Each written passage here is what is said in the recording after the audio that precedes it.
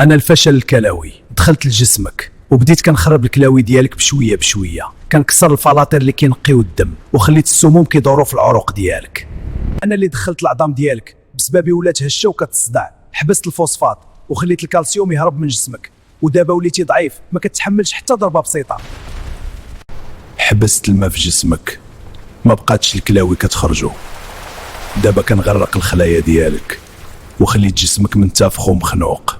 قطعت الإشارة اللي كتخلي الجسم يصاوب الدم، ودابا خليتك تعاني من الأنيميا. رفعت البوتاسيوم في دمك ومنعته يخرج، دابا كنلعب في الكهرباء ديال القلب ديالك ونقدر نوقفه في أي وقت. حبست السموم في جسمك، البولينيا والكرية طالعين، حولت دمك المخزن ديال السموم، وإذا ما حبستينيش النهاية قريبة. ولكن إلا فقتي لراسك تقدر توقفني، راقب الماكلة ديالك، نقص الملح وتام مع الطبيب، ولا خليتيني نكبر غادي نسيطر على جسمك كامل. القرار ديالك دابا، يا تكسرني يا نخسرك.